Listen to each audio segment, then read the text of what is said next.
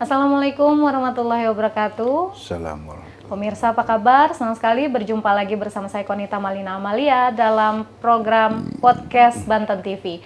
Dan kita akan berbincang pemirsa bersama anggota DPRD Provinsi Banten. Dan pemirsa di kepemimpinan Gubernur Banten Andra Soni dan Wakil Gubernur Banten Ahmad Dimyati Natakusuma, salah satu janji politik utamanya adalah program sekolah gratis, yang mana saat ini berdasarkan catatan kami sudah ada 76.645 siswa yang mengikuti program sekolah gratis jenjang SMA SMK swasta. Dan Pemprov Banten juga telah menyediakan kuota sebanyak 10.000 untuk siswa madrasah aliyah swasta di tahun ajaran baru 2026 ini. Dan untuk membahas lebih lanjut, kita sudah bersama anggota Komisi 5 DPRD Banten, Bapak Haji Abdul Rozi dari fraksi Nasdem. Assalamualaikum Bapak. Waalaikumsalam warahmatullahi wabarakatuh. Sehat ya Pak ya? Ya, alhamdulillah. Semangat nih, Masya Allah. Bapak, ini sebelum kita bahas tentang program sekolah gratis dari Gubernur Banten, Bapak untuk Bapak sendiri kan kalau tidak salah dari Dapil Kota Tangerang ya Pak ya? Kota Tangerang A. Nah ini kita biar tahu nih pemirsa juga bagaimana sih nih sepak terjang Bapak sampai hingga akhirnya sekarang jadi anggota DPRD. Iya. Saya juga sebetulnya nggak disangka atau nggak tahu sebelumnya sampai seperti ini gitu. Padahal saya sebetulnya kan anak yang dilahirkan oleh seorang nelayan petani di daerah Tanjung Pasir, Kecamatan Teluk Naga, Kabupaten Tangerang. Sekolah pun memang waktu kecil kan sulit banget untuk mencapai sekolah. Makanya hari ini kalau membahas soal sekolah gratis sangat tepat sekali gitu. Jadi saya sekolah itu dulu di SD, jaraknya 7 kilo. Dari rumah ke sekolah. Jalan kaki ya Pak? Jalan kaki, terus kemudian jalannya juga baru jalan setapak. Sedangkan dulu kan padi itu kan tinggi-tinggi, nggak seperti sekarang. Jadi antara padi dengan badan saya hampir sama tingginya. Malah tinggian padi waktu itu. Saya jalan cuma 2 orang.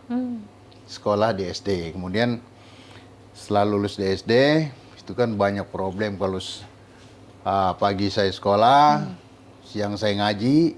Kemudian setelah itu kadang-kadang hujan itu udah sulit sekali, jalan licin. Sampai di sekolahan juga nggak belajar, gurunya nggak datang karena apa? Bangunannya bocor. Nah, makanya beruntung anak sekarang ini semuanya fasilitas sudah terpenuhi lah. Terus ke SMP di Teluk Naga saya. Jaraknya kurang lebih 8 kilo dari rumah. Itu naik sepeda. Sepeda. Setelah SMA saya SMP saya cari sekolah yang paling murah. Waktu itu ada SMA 27 di Kota Tangerang, sekarang dulu masih kabupaten. Sekolah negeri itu pun sulit untuk masuk ke SMA 27 karena bayarannya itu biayanya per bulan 2.500. Sulit buat kami itu karena memang kami anak nelayan dan anak petani mengandalkan alam hasilnya. Nah, lalu saya cari dapatlah sekolah SMTP namanya, Sekolah Menengah Teknologi Pertanian. Sekarang SMK 2 di Kota Tangerang. Di situ bayarannya cuma 750 perak. Yang lebih murah ya? Lebih murah. Itu pun saat itu saya ketika dari mana ongkosnya, dari mana, itu saya setiap bulan sekali harus memetik kelapa. Harus menebar ikan di empang. Ngumpul-ngumpul uang buat biaya sehari-hari dan buat jajan serta untuk bayar SPP dulu, namanya SPP.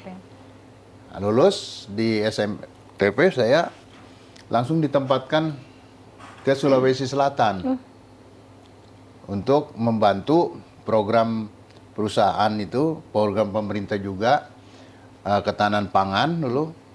Nah, bekerja sama dengan India memberikan traktornya, saya jadi kepala divisi teknologi pertanian. Jadi alat-alat bukan hand traktor tapi pump traktor itu dari India.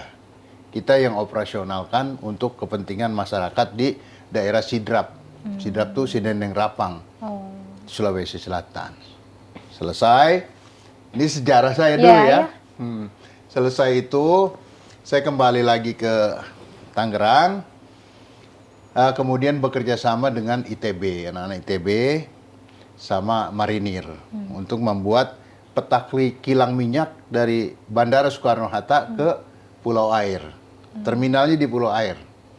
Nah, lalu dibuat kilang minyak ke Bandara Soekarno-Hatta, dibuat lagi penampungan di Bandara Soekarno-Hatta. Nah, saat itu saya memang sangat-sangat riskan lah. Riskannya apa? Saya mesti nunggu di Pulau Undrus.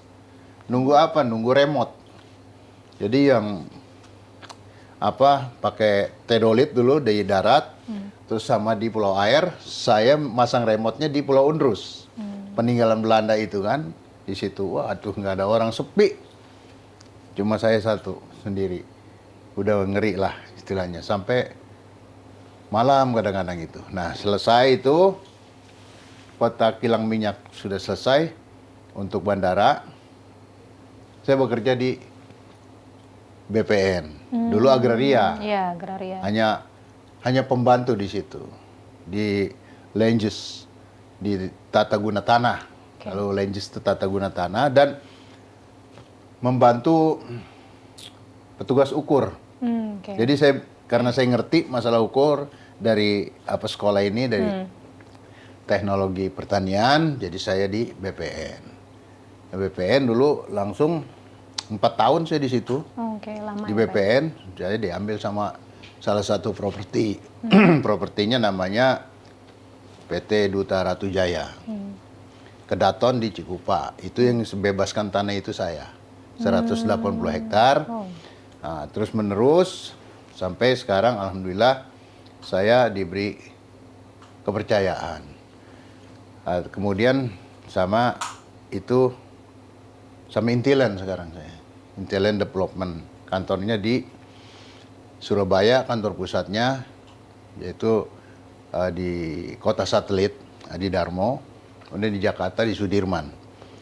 Ya, itulah saya sampai ke sini ikut organisasi awalnya.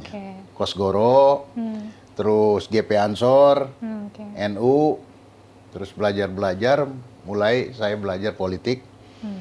Karena saya pikir politik dengan ekonomi sangat erat kaitannya.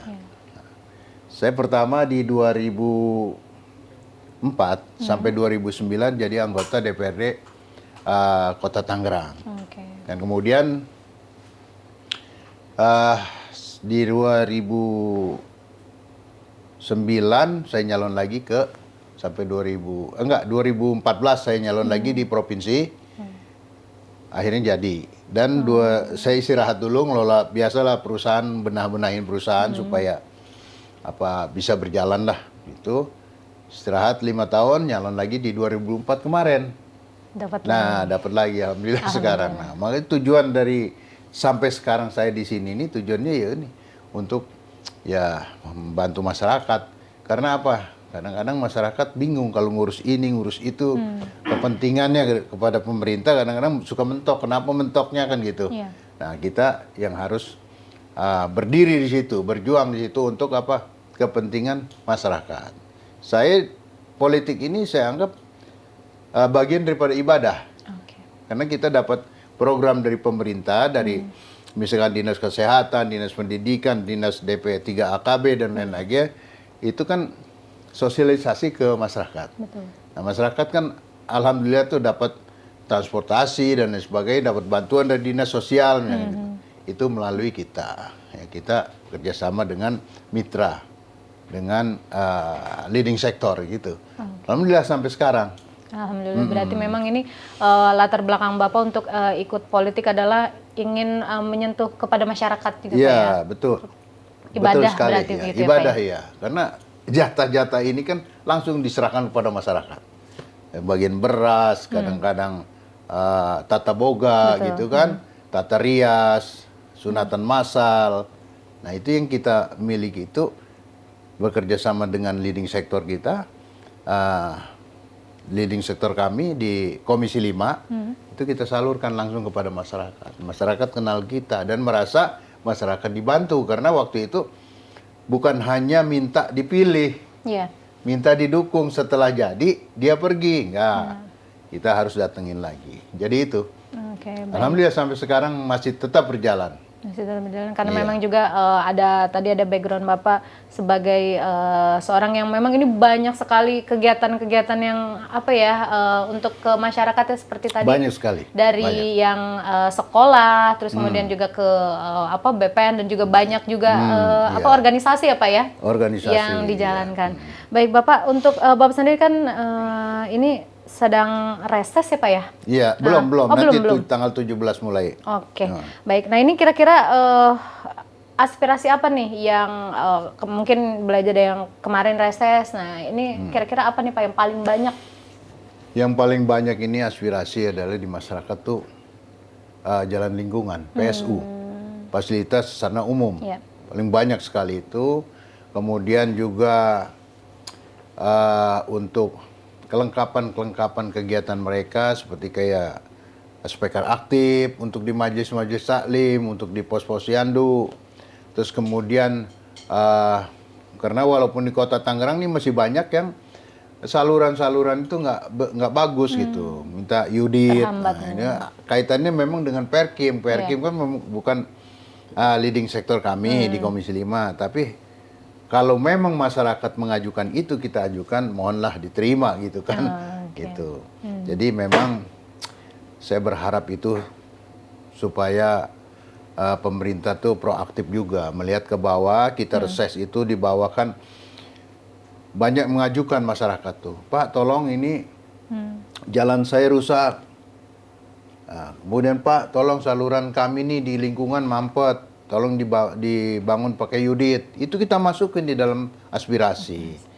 Nah, besok kalau itu nggak selesai, kita reses lagi nih model. Besok nih tanggal 17 reses dipertanyakan. Ini aja belum beres, katanya bagaimana kita mau ajukan lagi, katanya itu. Baik, Nah, itu harus proaktif dari eksekutifnya juga. Gitu. Mungkin juga ini kita kembali lagi ke tema di awal adalah untuk sekolah gratis ya Pak ya. Iya. Nah, menurut Bapak sendiri ini bagaimana sih Pak sekolah gratis yang ada dari program pemerintah khususnya dari Gubernur Banten? Ini sangat spektakuler ya. Masyarakat baik terima kasih atas adanya program sekolah gratis. Cuma ada juga yang bicara kok 3 bulan baru bisa dibayar, ini kan di sekolahnya gitu. Tapi karena memang mungkin belum langsung disampaikan atau lagi buat administrasi yang belum selesai sehingga agak terlambat ini.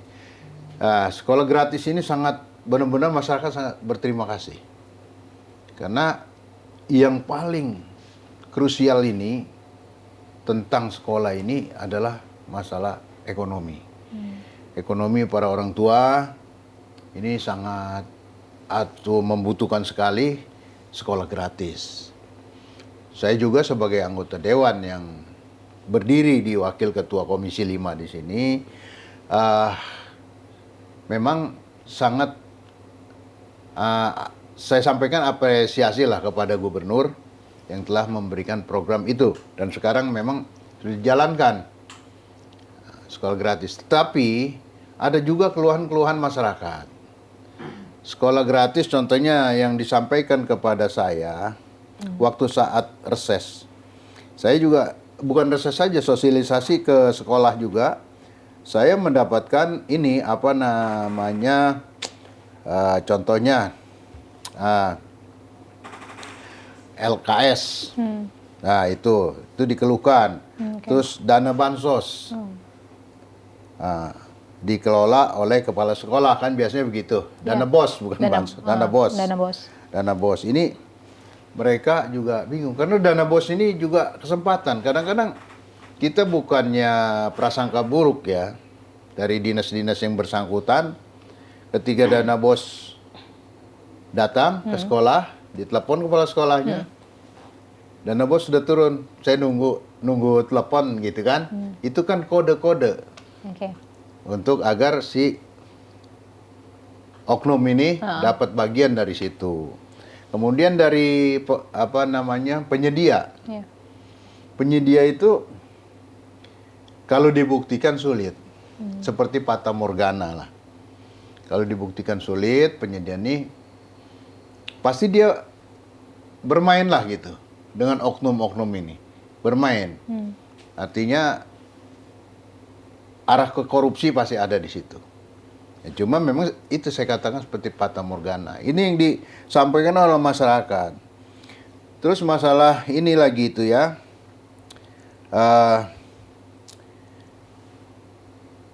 Masalah seragam. Seragam itu dijual di sekolah kan? Iya. Harusnya kata masyarakat udah kasih tahu dijual. seragamnya model apa, warnanya warna apa, nanti kami aja yang beli. Nah, gitu kalau di sekolah kan harganya seragam ya harganya seragam. Iya, seragam. Kalau di bawah kan kita bisa nawar-nawar, Pak, atau kata ngejahit gitu. sendiri gitu mungkin Iya, bisa ngejahit sendiri gitu. Jadi itu.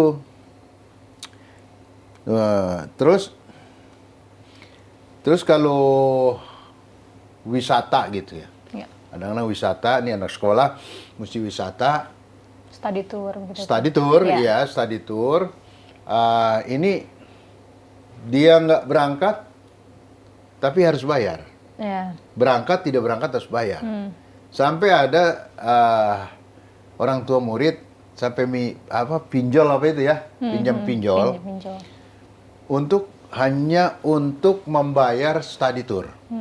Ini dikeluhkan juga. Ya, saya sih berharap sama kepala dinas provinsi waktu kemarin pun, waktu PLT-nya Pak Lukman, saya bilang itu mohon ditiadakan lah. Atau boleh yang mampu, tapi yang nggak mampu jangan dipaksakan harus membayar. Tidak berangkat bayar, jangan. Itu. Dan resikonya juga sangat riskan itu. Kalau bisa sih ya, memang saya juga berharap seragam-seragam itu dijual di sekolah ya dihapus aja lah. Gitu, dihapus, kemudian mereka diinstruksikan aja, bikin surat edaran kepada wali murid agar membuat seragamnya contohnya seperti ini, bikin masing-masing deh gitu. Itu di samping sekolah gratis. Sekolah gratis sudah bagus sekali. Di masyarakat ini sangat diterima, welcome.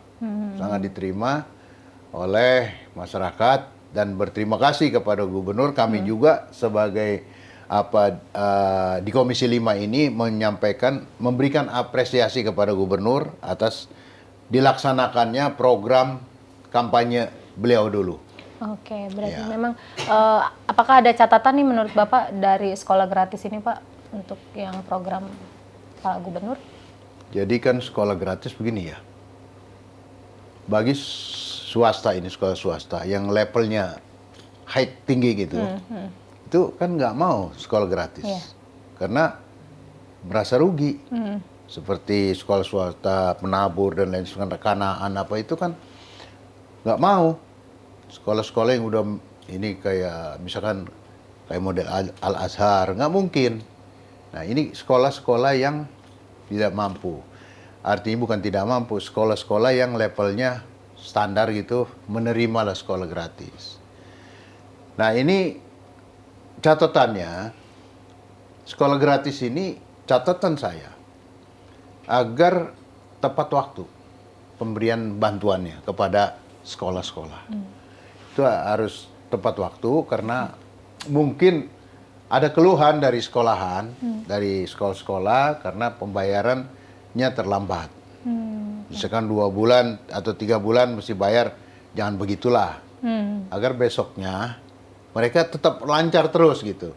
Sebulan bayar gitu. Kayak gajian lagi gitu. Oke Bapak, kalau Bapak melihat juga ini madrasah juga ini menjadi program sekolah gratis juga nih dari gubernur, apa nih tanggapan Bapak? Ya, cakep itu. Bagus sekali. Saya kalau madrasah memang diberikan oleh gubernur sebagai sekolah gratis, itu sangat luar biasa. Saya angkat topi lah, salut. Karena memang sangat diharapkan itu oleh madrasah-madrasah. Kebanyakan yang sekolah di madrasah kan orang-orang yang tidak mampu. Tapi ada juga madrasah yang kelas tinggi. Itu orang-orang dahab semua. Tapi bagi orang yang sederhana, yang ekonominya pas-pasan, dimasukin ke sekolah madrasah yang nggak lulus tesnya, karena mungkin zonasinya, karena mungkin prestasinya dan sebagainya, buangannya kan ke larinya pasti ke madrasah, Betul. aliyah atau ibtidaiyah atau sanawiyah kan gitu. Nah ini dapat bantuan dari gubernur menjadi sekolah gratis. Itu sangat bahagia sekali mereka. Tapi harus konsisten, benar-benar gitu. Jangan hanya sekolah gratis tapi apa pendistribusiannya terlambat. Jangan sampai itu. Oke Pak, berarti ini program sekolah gratis, apakah menurut Bapak menjadi solusi permasalahan yang ada pada SPMB Pak? Untuk yang misalnya kan juga menyasar kepada madrasah apa namanya swasta begitu? Ya itulah, saya kemarin kalau lihat yang wilayah nih, itu kan 500 meter. Zona wilayah ya, 500 meter. Di lingkungan 500 meter ini adalah gedung-gedung Pemda kayak SMA 1 Tangerang. Depannya Kapolres. Mentok di belakang Kapolres bangunan Polres. Polres yang lama. Terus kemudian ke belakangnya, ke sisi timur itu nggak ada warga. Yang ada gedung Pemda lama, pemerintah daerah Kabupaten Tangerang yang lama. Gitu. Terus ke selatan. Itu hanya pertokoan-pertokoan. Oke. Ke utara itu juga hanya pertokoan. Di mana murid menerima dari SPMB ini di zona yang 500 meter. Kan nggak ada. Seandainya itu saya perlu pertanyakan nanti. Saya kalau perlu kami dari Komisi 5 ini meminta kepada kepala sekolah nama-nama yang masuk zona 500 meter. Karena saya tahu sendiri, saya kan orang sana. Tahu. Di mana ada masyarakatnya 500 meter? Nggak ada. Tuh. Oke, Bapak berarti ini kan Bapak sebagai anggota DPRD juga ini kan pasti mengawasi jalannya yang namanya program sekolah gratis juga dari Gubernur. Nah ini apa saja nih Pak bentuk pengawasan dari apa namanya DPRD dan juga ini kan pengawasan keuangan juga anggarannya juga ketat ya Pak ya? Betul. Ini seperti apa Pak? Jadi yang saya pernah survei, saya datang ke sana itu hanya memang konsisten lah, harus konsisten gitu. Yeah. Jadi ini sekolah gratis, belajarnya jangan asal belajar. Artinya harus mengikuti standar. Kurikulumnya pun harus mengikuti, harus sesuai lah. Walaupun ini gratis, jangan gratis main-main muridnya gini gitu. Jadi harus ternyata yang diberikan sekolah gratis itu lebih serius sama yang bayar. Yeah. Dari madrasahnya maupun negerinya yang gratis itu lebih serius. Ya cuma itulah keluhannya dari pengelola sekolah ini, tolong segerakan itu. Kalau memang sebulan ya diberikannya sebulan sekali lah diberikan itu. Dana sekolah gratis itu. Oke, baik Pak. Itu aja. Mungkin terakhir nih Pak untuk masukan kepada Gubernur nih dengan Wakil Gubernur apa nih Pak dari Bapak sebagai anggota Dewan terkait dengan sekolah gratis? Ya masukan dari kami ini hanya teknis pemberian kontribusinya itu jangan ditunda-tunda. Artinya segeralah. Tiap bulan segera, tiap bulan segera gitu. Jangan misalkan 3 bulan sekali, berat yang di bawah itu, berat sekali gitu. Yang kedua ya kalau gratis ya gratis. Jangan ntar ini itu segala. Ada embel-embel ya, jangan sampai itu. Kasihanlah masyarakat. Ya, bukan kasihan, prihatin. Karena mereka juga ekonominya juga ya mungkin pas-pasan lah gitu. Ya, segera pada gubernur memang sekolah gratis ini sangat menguntungkan buat masyarakat, tetapi untuk lembaganya atau sekolahnya kontribusi dari pemerintah Provinsi Banten ini disegerakan. Jangan ditunda-tunda. Itu keluhan dari mereka yang sampai ke saya gitu. Baik Bapak, terima kasih banyak nih untuk obrolannya. Nggak kerasa ya Pak, nggak kerasa, ternyata lumayan ya nih Pak. Iya. Udah ngobrol-ngobrol tentang sekolah gratis. Mudah-mudahan juga ini apa yang keluhkan masyarakat bisa dipenuhi juga ya. Penuhi, iya. ya oleh pemerintah. Baik Bapak, terima kasih. Dan pemirsa, demikian podcast kita kali ini. Saya Konita Malina Amali beserta kru yang bertugas pamit, sampai jumpa. Wassalamualaikum warahmatullahi wabarakatuh. Waalaikumsalam warahmatullahi wabarakatuh.